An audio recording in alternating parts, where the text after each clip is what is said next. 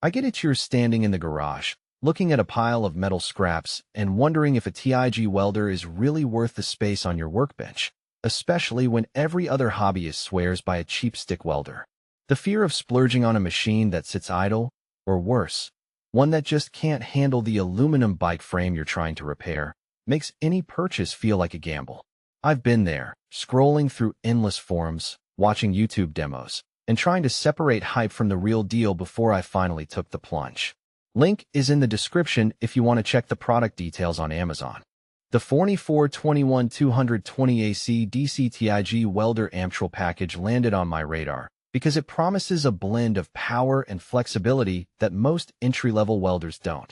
What really caught my eye was the dual voltage capability.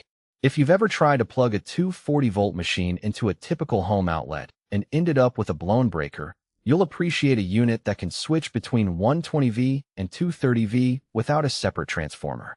That flexibility alone saved me a weekend of hunting for an electrician. So, who actually benefits from this setup? If you're a serious hobbyist who moves between projects, say, you weld steel brackets for a custom workbench one week, then switch to a stainless steel kitchen faucet repair the next, and maybe dabble in thin-walled aluminum brackets for a bike frame, the 421's ability to handle both AC and DC processes is a game-changer. It covers SMAW, stick, for the rough, forgiving welds on thick steel, and GTAW, TIG, for the clean, precise joints on stainless and aluminum. The included Amptrol TIG torch, ground clamp, and a decent length of welding cable round out the package, meaning you can start a project right out of the box without hunting for accessories. Now, let's talk about the practical side of the power. With up to 220 amps, the machine can weld up to a half-inch of mild steel in a single pass. In my own garage, that translated to taking a 10mm steel pipe and fusing it together in under a minute, a task that would have taken a lower amp stick welder 2 or 3 passes. The 5-amp pulse feature is worth mentioning too. It keeps the arc stable when you're working on thin aluminum, reducing the chances of burn-through. I tried it on a 2mm aluminum sheet for a custom drone frame, and the welds looked clean, with minimal spatter. That kind of control is something you normally find on machines that cost double what the 421 does. But no welder is perfect, and the 421 has a few trade-offs you should weigh. First, the weight. At roughly 45 pounds, it's portable enough to move between a home garage and a small workshop, yet it's not something you'll want to lug up a ladder for a rooftop job. If you need a truly handheld solution for field work, a lighter inverter model might be more practical. Second, the duty cycle. When you push the machine near its 220 amp limit, it needs about 10 minutes of cool down after a half hour of continuous welding. For hobby projects, this isn't a big deal, but if you're a production welder who runs long shifts, you'll find yourself waiting for the unit to reset.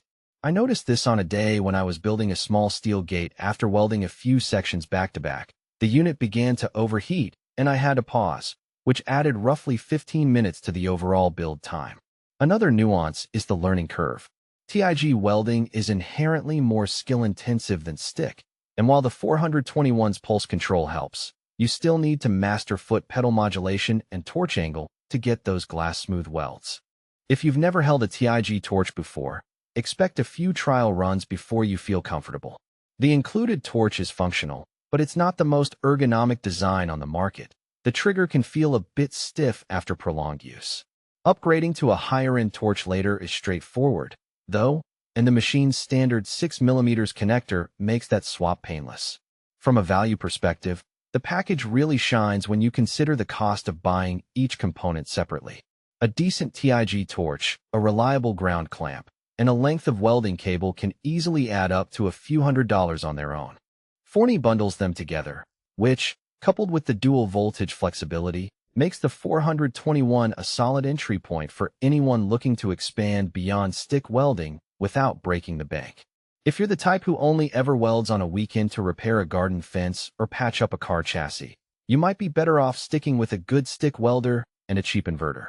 The added complexity of TIG isn't going to give you much benefit if you never need the precision it offers.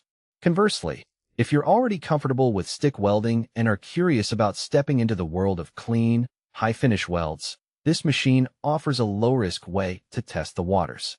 The fact that it can also run on standard household voltage means you won't have